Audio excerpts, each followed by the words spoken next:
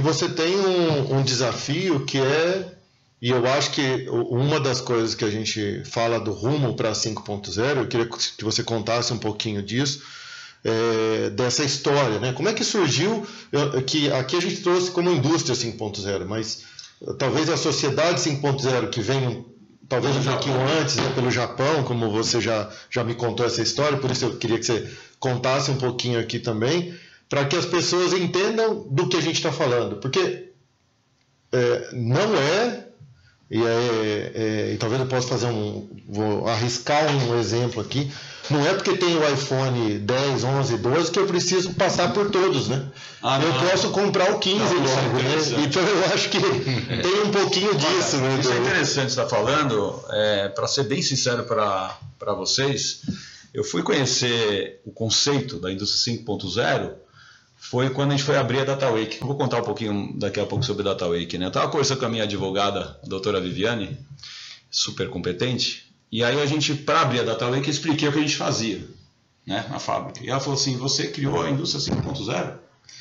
Aí eu falei assim, não, doutora, a senhora está enganada. Ela fez há 2 anos atrás. Sim. A pessoa está enganada, acho que a senhora é advogada. Não entendi de indústria. É 4 o número. Ela falou, Gustavo, ela é minha amiga, né? Assim, você esqueceu que eu também sou casada com o Luiz, que é dono da Inova faculdade. Então, assim, quem não sabe aqui é você. Eu falei, cara, sério? Ele falou, E aí a gente foi pesquisar isso, cara. E realmente, o que aconteceu é o seguinte, na jornada desse momento, porque, gente, é o seguinte, se é 4, 5, é tudo quarta revolução industrial, claro, né?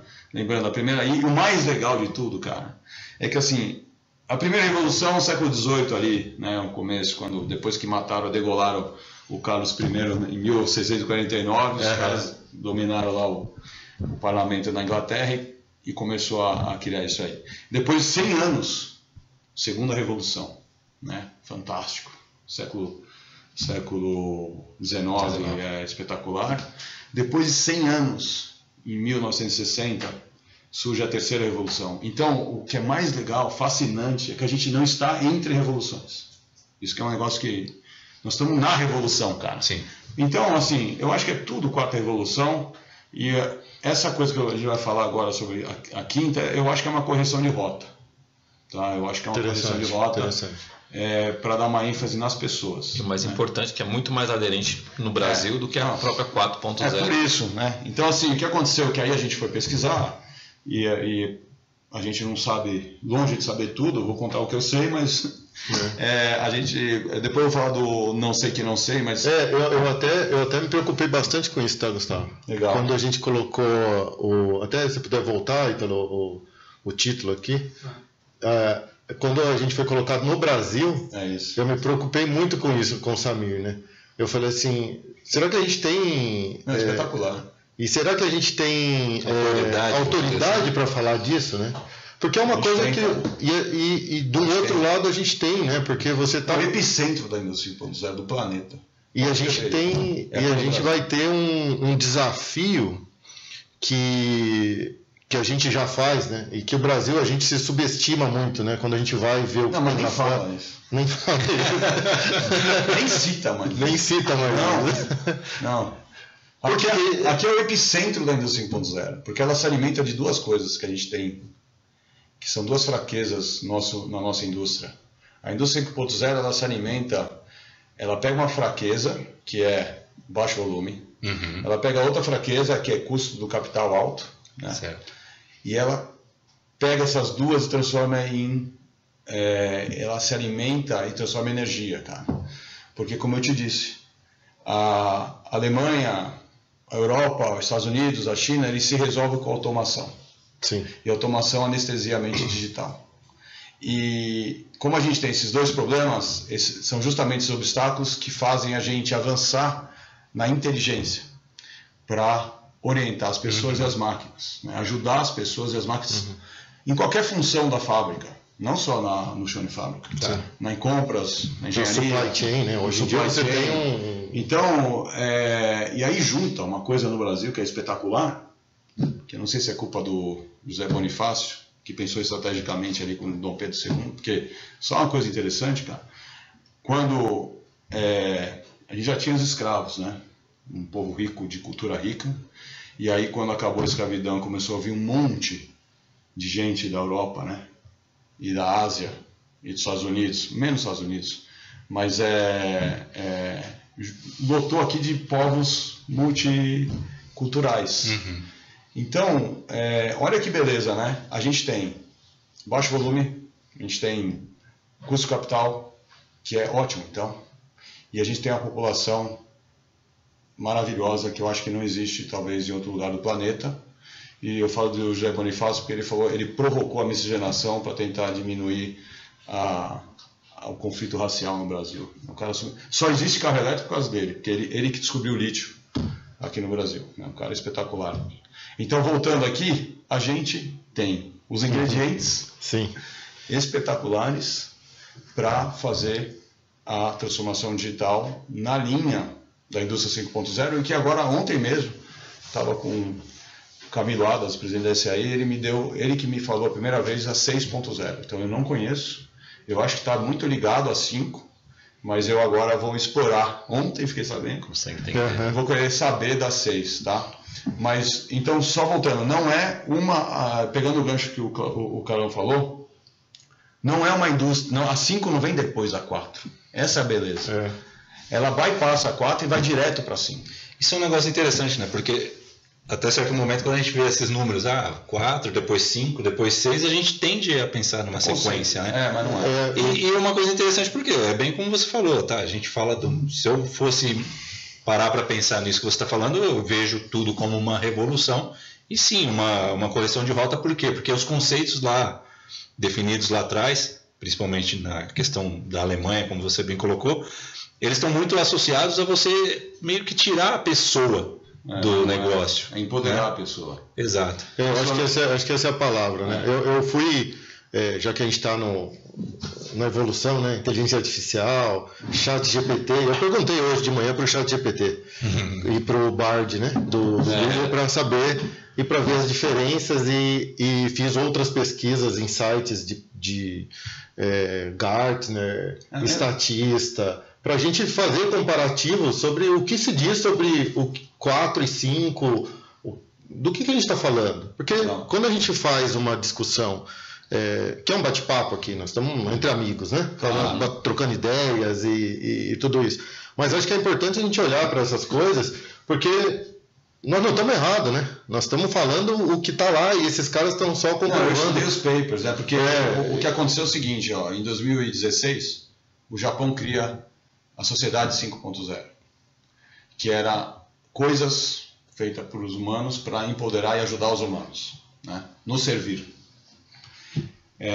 E aí a indústria, em 2021, assim quando depois a doutora Viviane me falou, a indústria pegou emprestado o conceito e começou a aparecer papers em 2021, né? E no fundo, o que se quer com a indústria 5.0, talvez, primeiro é libertar os humanos do que é desumano. Tá? Essa é uma das coisas que em chão de fábrica excelente. É animal, cara. É animal. Porque, agora é assim, pegando algumas coisas assim, né? Agora dá para falar, cara. Para você ter uma ISO-TS, uma IATF, como a gente tem, 14.000, etc., você tem que ter, o operador tem que ter um papel, uma caneta, e ele tem que ficar lá, ele pega o plano de controle, e ele tem que ficar lá. Já viu como é que é o plano de controle? Já vi. É assim, operadora, né? Você, a cada 10 minutos, você olha a peça e você anota, lê o diâmetro num paquímetro e você anota aqui, hein? E depois de 10 minutos de novo. Só que enquanto isso, a cada meia hora, você tem que pegar a peça e ler a espessura. E também é o seguinte, a cada 45 minutos tem que pegar a peça e levar para o laboratório. Aí você joga essa papelada pro cara e fala, aí vem um auditor para ver lá, né, se o cara tá fazendo certo. Porra, cara, é desumano, né? Então, vou dar um exemplo assim, nesse exemplo, um exemplo prático sobre indústria 5.0. Cara, o operador chega na máquina, primeiro ele bate o ponto está integrado causal peso, o ponto sabe quem é melhor aonde, e o ponto fala, operador, você é melhor lá. Você performa melhor lá, naturalmente, então vá para lá. Né? O cara chega na máquina, se ele mudou de máquina, a máquina testa se ele está capaz de produzir. Se ele tem treinamento, se ele está... Então, a máquina vai aceitar. Claro que ele foi para a máquina que foi enviado, tá bom, mas se ele mudar de máquina, a máquina protege ele, porque ela fala assim, operador, você não está treinado para mim, eu não vou ligar. Então isso acontece. Aí a máquina está com as OPs, a máquina pega o plano de controle da engenharia, se autoajusta e começa a dar orientação ao operador. Ele quer orientação. E aí eu ouvi de um operador novo lá na minha fábrica, falou, cara, é legal isso aqui, porque eu entrei faz uma semana, fui treinado, mas cara, porque assim, meu contrato é muito assim, né? Cara, a gente é treinado, mas na hora de produzir a gente esquece, cara, o que é para fazer. Normal, sim. E aí o sistema vai orientando o cara, né? Ó, mede aqui agora. E aí quando o cara mede, os instrumentos estão conectados para o Bluetooth, o dado vai para a máquina decide o que vai fazer, incorpora o CEP, já vê predição a tendência. Aí a máquina fala assim, operador, ó, chegou a hora, lembra dos 45 minutos? Essa peça agora está saindo, por favor, cara, ô João, leva lá no laboratório para teste. Quando ele chegar lá, a máquina de produção já conversou com a máquina de laboratório. Está esperando hoje. Esperando. Tá? Ela reporta, ela testa, ela avisa a máquina de produção que decide o que vai fazer e a máquina pede ajuda, cara. Pede ajuda pro engenheiro e tal. Enquanto isso, a máquina está vendo o consumo, e a máquina que pede para os empilhadores levar material ou buscar material pronto. Tudo isso sendo orquestrado, né? É tudo junto. Então, o que eu vejo assim na indústria 5.0? Não, e o mais importante dizer, máquinas antigas. Não é máquina do outro mundo. Foi incorporado. Isso que é legal, cara. Foi incorporado a realidade da Paranoá. Isso é muito importante dizer, cara. Porque é desde bancada manual. O cara faz cortando com canivete. Bancadas manuais, máquinas antigas, máquinas que não tem sensor nenhum, máquinas novas, porque as máquinas novas vivem isoladas do mundo dela, cara. Né? Elas têm a super, tem sensor, mas elas estão isoladas, cara. Elas não conversam entre máquinas, elas não conversam entre o laboratório, ela não conversa com o operador, ela não conversa com compras, entendeu? Então, é isso que eu falo, a indústria 5.0, cara, ela veio para orientar as pessoas, libertar os humanos do que é desumano, ela veio fazer a gente escutar as máquinas e conversar com elas, e máquinas entre máquinas, né? Então é fascinante assim. Eu acho interessante uma coisa que você colocou, meio que na ideia inicial sobre 4.0, todo esse passo a passo, vamos dizer assim, que você descreveu. A proposta inicial lá era que nada disso fosse feito pelo operador, certo? Ou seja, você tirasse justamente o operador, fosse tudo feito por máquinas. Que é libertar ele do que é desumano. Exato. Mas vamos dizer assim, lá na 4.0, então você teria lá, teria um monte de robô fazendo tudo isso. Teria máquinas novas. E aí eu acho que é interessante uma coisa que é o seguinte, quando a gente fala, ok, eu estou com pessoas fazendo esses papéis, de certa forma eu estou simplesmente adequando isso ao que eu consigo atingir nesse momento. Porém, se eu tivesse num momento em que eu conseguisse colocar só robô ali, talvez fosse um momento da gente pensar naquilo que só o ser humano pode fazer. E aí entra a questão da integração, né? Que aí a gente trazer isso para o mundo em que você tira o ser humano daquilo que, como você bem colocou, daquilo que é desumano, mas em dado momento a gente estava conversando sobre isso até no almoço, tem coisas que você precisa de uma pessoa ali, que a pessoa vai olhar e fala, cara, não é bem assim.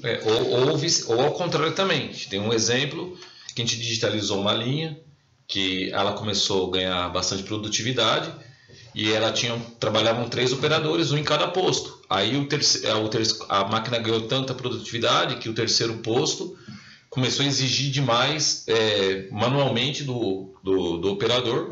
E aí naquele posto, cirurgicamente, a gente foi e colocou um robô para tirar a atividade do desumano. Porque a atividade do cara também passou a ser desumana para ele. Passou do ponto, né?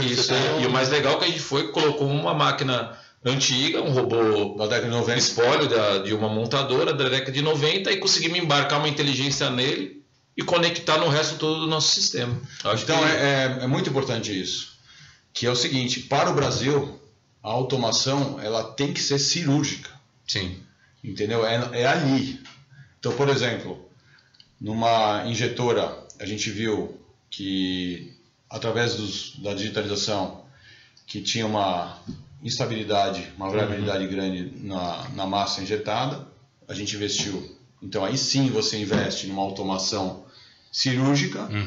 Isso passa a ser, a capabilidade foi para CP35, né? A partir de 1,3 já é 6 sigma. Então, a partir daí você começa então a explorar ganhos de materiais, né? Então, é assim, a gente é super a favor de robô, mas cirúrgico, cara. Até tem uma pergunta